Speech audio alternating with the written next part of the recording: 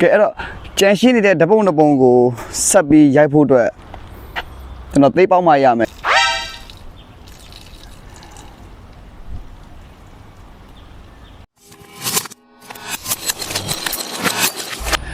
Today is day 4 of beginner challenging ဒီနေ့ဒီ day 40ရောက်လာခဲ့တဲ့အချိန်မှာကျွန်တော်ရဲ့အခက်အခဲရကြတော့ကျွန်တော်မှရှိတဲ့အချိန်1နာရီခွဲ2နာရီလောက်နဲ့ဒီကျွန်တော်နေရနေရနားတစ်ဝိုက်မှာဓပုံတွားရိုက်မဲ့နေရာကိုရွေးတဲ့အခါမှာအရန်ကိုခေါင်းစားရတဲ့အရာတစ်ခုဖြစ်တယ်ပေါ့နော်အဲ့တော့ဒါပေမဲ့လည်းဘယ်လိုပဲဖြစ်ဖြစ်ငါမနက်နှလုံးစပြီးပွင့်ပြီးနိုးထလာတဲ့အချိန်နဲ့ငါဓပုံ3ပုံရကိုရရမယ်ဘယ်လိုနေအောင်မှဖြစ်ဖြစ်ငါလုံနိုင်တယ်ဆိုတော့စိတ်အရင်ကအပြည့်ရတော့မနက်မိုးလင်းနဲ့အပြည့်ရှိနေတဲ့အတွက်ဒီနေ့ဒီချိန်မှာရောက်ဖူးသေးတဲ့လမ်းတစ်လမ်းကိုကျွန်တော်ရွေးထားတယ်အဲ့တော့ကျွန်တော်ဒီလမ်းကိုအရှိကိုဆက်သွားမယ်ဘယ်လိုနေရာမျိုးတွေရှိမလဲဘယ်လိုဓပုံမျိုးတွေကိုရှာမလဲဟန်ဒီလေးလုပ်လိုက်ရအောင် come on အဲ့တော့ကျွန်တော်ဒီမှာ subject လေးသင်္ဘောလေးတွေ့တယ်အဲ့သင်္ဘောရဲ့အနောက်ခံမှာကပင်လယ်ဖြစ်နေတယ်ဗျာပြီးတော့အဲ့သင်္ဘောကလည်းနေရောင်လေးတွေကြာနေတော့အယောင်လေးဟာလေးကနေရောင်လေးဆိုတော့တောက်ပနေအဲ့လာကိုကျွန်တော်ကနောက်ခံကိုသင်္ဘောလေးကိုနောက်ခံကိုပင်လယ်နောက်ခံနဲ့ဒီသင်္ဘောလေးကိုကျွန်တော်တို့ပေါင်လေးတွေကိုခတ်လိုက်မယ်ခတ်ကြည့်လိုက်မယ်ကျွန်တော် composition ကြပြီဆိုရင်ရိုက်မယ်composition စံပြေပြီတင်တယ်နောက်တစ်ပုံရိုက်လိုက်တယ်ကျွန်တော်ဒီနောက် angle တစ်မျိုးနဲ့တစ်ချက်လောက်ရိုက်ကြည့်အောင်နောက် angle ဆိုတော့ကျွန်တော်ဒီ foreground ရှိမယ်ကျွန်တော်ဒီကောင်ကို foreground ယူပြီးတော့ကျွန်တော်ရိုက်ကြည့်မယ်အဲ့တော့ကျွန်တော်ဒီကောင်ဒီကနေပြီးတော့ရိုက်မယ်ခုနကကျွန်တော်ဒီအောက် low angle နဲ့တစ်ချက်ရိုက်လိုက်တာဗျာအဲ့တော့ကျွန်တော်ဒီခု foreground ဒီကောင်ကို foreground ထားပြီးတော့အဲ့ဒီ subject ကိုကျွန်တော်တို့ရိုက်မယ်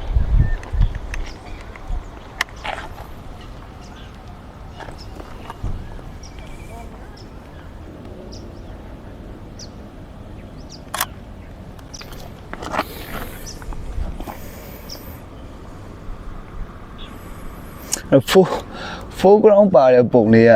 ပို့ပြီးတော့မျက်စိထဲမှာကြည့်ရမိုက်တယ်အဲ့တော့နောက်ဆုံးမှာပုံလေးတွေကြည့်ဖို့ဆက်ဆောင်နေပြီအောင်အဲ့တော့တပုံရပြီဒုတိယပုံတတိယပုံဆက်ပြီးတော့ရိုက်မယ် come on ကဲအဲ့တော့ကြံရှင်းနေတဲ့ဓပုံတစ်ပုံကိုဆက်ပြီးရိုက်ဖို့အတွက်ကျွန်တော်သိပေါက်မှရမယ်သိရန်ဆောင်ပေါက်ခြင်းနဲ့အဲ့တော့ဒီနားမှာလူကလည်းရှင်းတယ်အဲ့တော့ကျွန်တော်သိပေါက်လိုက်အောင်မယ်အားလုံးပဲမျက်စိမိတ်ထား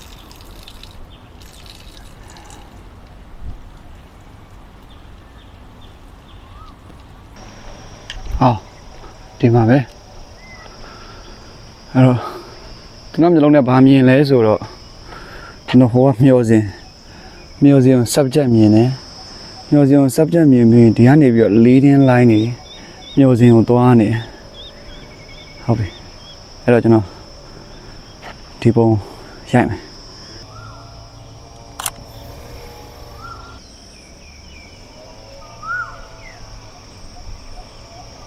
နောက်ကနေနဲ့ဘန်းနေတယ်နေရာလေးနဲ့ပြောင်းလိုက်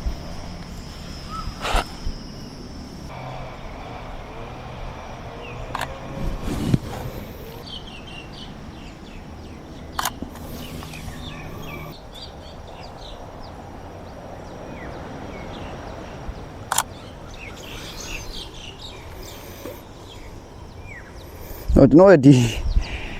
ကျွန်တော်ဒီလိုချိန်နေတဲ့အချိန်မှာလေနော်လူတယောက်လောက် subject လေးလမ်းလျှောက်လာတဲ့အချိန်တို့ဘာလို့ဆိုရင်တော့တော်လေးကောင်းမယ်ဗျာဒါပေမဲ့ဖြစ်ချင်တော့ဒီနေရာကျွန်တော်ကလွဲပြီးတော့ဘူးမှမရှိဘူးအဲ့တော့ anyway နှစ်ပုံရပြီနောက်ဆုံးတစ်ပုံဟိုမှာကျွန်တော်ရိုက်မယ်ဆိုတဲ့နေရာကျွန်တော်တွေ့ခဲ့တယ်အဲ့တော့အဲ့နေရာလေးသွားလိုက်ရအောင်အဲ့တော့ကျွန်တော်ဒီနေရာလေးမှာစောင့်မယ်ဘာလို့ဆိုတော့ကျွန်တော်ဒီလမ်းလေးကိုသဘောကျတာဒီလမ်းရဲ့အရေးကြနေတဲ့နေရာရယ်ပြီးတော့နောက်ခံဒီ background ကတောင်ဖြစ်နေတာရယ်ပြီးတော့ဒီဘက်မှာတပင်ရှိမယ် ကျွန်တော်ဒီသဘောကြတော့ဒီလမ်းလေးကိုသဘောကြတာပေါ့နော်နောက်ခံတောင်နဲ့ဒီတစ်ပင်ဒီလမ်းလေးကိုသဘောကြအဲ့နေရာမှာဘာစောင့်မလဲဆိုတော့ကျွန်တော်ဆိုင်ကယ်တစ်စီးလာတာပဲဖြစ်ဖြစ်သုံးဘွေးတစ်စီးလာတာပဲဖြစ်ဖြစ်လူတစ်ယောက်ဖြတ်သွားတာပဲဖြစ်ဖြစ်အဲ့တော့ကျွန်တော်ဒီအနောက်ကနေပြီးတော့နော်ဒီဆိုင်ကယ်အပေါ်မှာထိုင်ပြီးတော့ကျွန်တော်အဲ့တယောက်ယောက် subject လာကိုကျွန်တော်စောင့်မှာ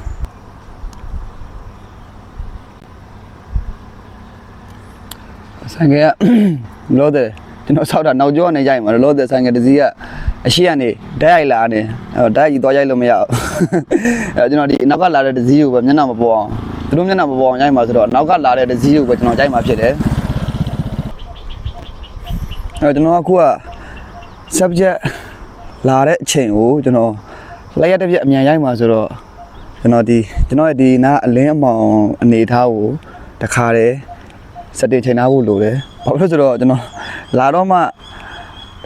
ချိန်မေးရိုက်မယ်ဆိုရင်ကျွန်တော်ပုံကောင်းရမှာမဟုတ်အဲ့တော့ပုံကောင်းတစ်ပုံရဖို့အတွက်ကိုကြိုတင်ပြင်ဆင်ထားဖို့တော့လိုတယ်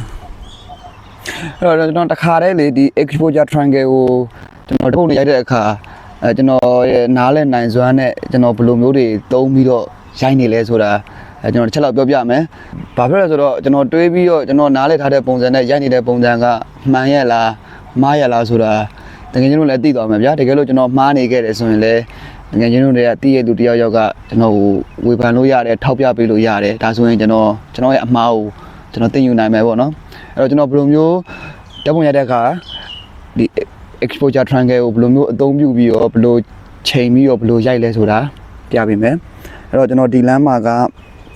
ကျွန်တော်ရိုက်မဲ့ subject ကကြတော့ကျွန်တော်ဒီရှေ့ကြည့်နောက်ခံဝါးတွေကိုရိုက်မှာမဟုတ်ဘူးအဲ့တော့ကျွန်တော်ဒီအကုန်လုံးရဲ့ဒီမျက်နှာပြင်တစ်ပြင်လုံးကိုကျွန်တော်ပုံတစ်ပုံလုံးယူမှာကြည်ကြည်အကုန်လုံးကိုကြည်လေးရိုက်ချင်တာပေါ့နော်ကျွန်တော်ဒီလမ်းရောဒီနောက်ခံတောင်ရောကြည်လေးရိုက်ချင်တာဆိုတဲ့အတွက်ကျွန်တော်အပါချာကိုကျွန်တော်ကနန်းနံပါတ်ကြီးမယ်အပါချာကိုကျွန်တော်အများကြီးမဖွင့်ဘူးပေါ့နော်အပါချာကိုနည်းနည်းပဲဖွင့်မယ်ပပချာကိုနည်းနည်းပဲဖွင့်ခြင်းကကျွန်တော်တို့တပုံကိုရှက်ဖြစ်စေတယ်ပေါ့နော်တကယ်ကိုပြက်ပြက်တသားနဲ့ပုံတွေကိုရစေရတဲ့အတွက်ကျွန်တော်အပါချာကိုနည်းနည်းလေးပဲဖွင့်မယ်ကျွန်တော်အကျယ်ကြီးမဖွင့်ဘူးကျွန်တော်အပါချာ73လောက်ထားမယ်အပါချာကိုကျွန်တော်ကနည်းနည်းလေးပဲဖွင့်လိုက်တာဖြစ်တဲ့အတွက်အလင်းကကျွန်တော်နည်းနည်းပဲရတယ်အလင်းနည်းနည်းပဲရဆိုတော့ကျွန်တော်ဒီဘယ်မှာသွားကစားမလဲဆိုတော့ကျွန်တော်တို့အိုင်ဆိုလဲသွားမကစားဘူးအိုင်ဆိုကိုကျွန်တော်အနည်းဆုံး160လောက်ထားတာကြိုက်တယ်မအများကြီးထားတယ်ဆိုတော့ကြည့်ထားတယ်ပေါ့နော်တော့ကျွန်တော်အိုင်ဆိုကို100မနက်ပိုင်းနေလင်းအောင်လဲကောင်းတယ်ဆိုတော့အိုင်ဆို100ထားမယ်ပြီးရင်ကျွန်တော်ဘယ်မှာသွားကစားမလဲဆိုတော့ကျွန်တော် shutter speed ကိုသွားကစားမယ် shutter speed ကိုသွားကစားမယ်ဒီမှာကကျွန်တော်အနေအလင်းအောင်ကြာနေတဲ့နေရာကိုပဲကျွန်တော် subject အဓိကထားယူမှာဆိုတော့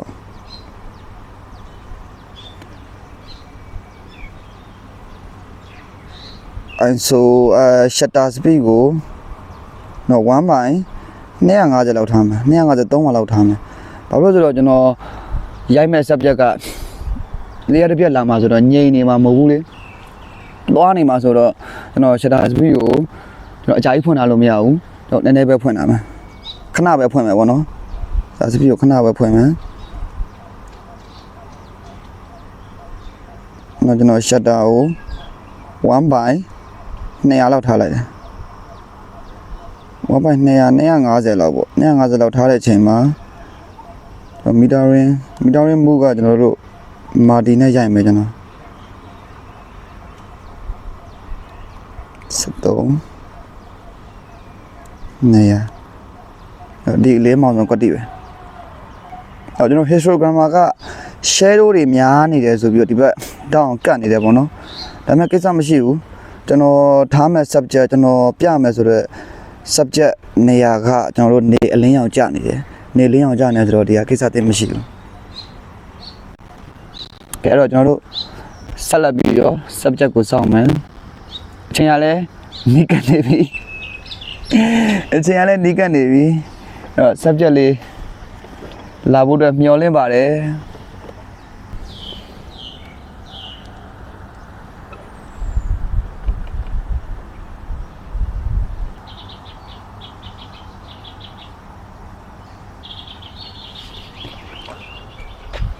ကျွန်တော်စောင့်နေတာဘယ်သူမှလည်းဖြတ်မသွားဘူးအဲ့တော့ကျွန်တော်မှလည်းအချိန်ရလည်းမရှိတော့ဘူးကျွန်တော်ပြန်တော့မဲ့အချိန်ရောက်သွားပြီ အဲ့တော့ကျွန်တော်တို့အခက်ခဲရဒါပဲပေါ့နော်ကျွန်တော်ရိုက်ချင်တဲ့ပုံတွေကနည်းနည်းလေးအချိန်နည်းနည်းလေးပေးရတယ်ဗျာသိလားကျွန်တော်ရိုက်ချင်တဲ့ပုံတွေကအဲ့တော့ကျွန်တော်ဒီမှာရှိတဲ့မျိုးလုံးထဲမှာနောက်ထပ်အနောက်တစ်ခုမြင်တဲ့ဒီနောက်ခံ background ကြီးထဲမှာတောင်တွေရဲ့အနောက်တောင်တွေကိုနောက်ခံထားမယ်အဲ့တော့ကျွန်တော်နောက်ဆုံးတပုံကိုကျွန်တော်မဆောင်းတော့ဘူးကျွန်တော်ဒီပတ်ဝန်းကျင်မှာကျွန်တော်ရဲ့အမြင်နဲ့ပဲကျွန်တော်ဒီဝင်းမြင်ထဲမှာဒီအုံးမိန်တစ်ခုတည်းကိုထိမြင်တယ်အနောက်မှာ background ကတောင်တန်းနေနဲ့အဲ့တော့ကျွန်တော်ဒီဟာလေးကိုပဲကျွန်တော်ရဲ့အနုပညာမျက်စိလေးနဲ့ကောင်းကောင်းလေးရိုက်ပြီးတော့နောက်ဆုံးတစ်ပုံနဲ့အဆုံးသတ်လိုက်အောင် come on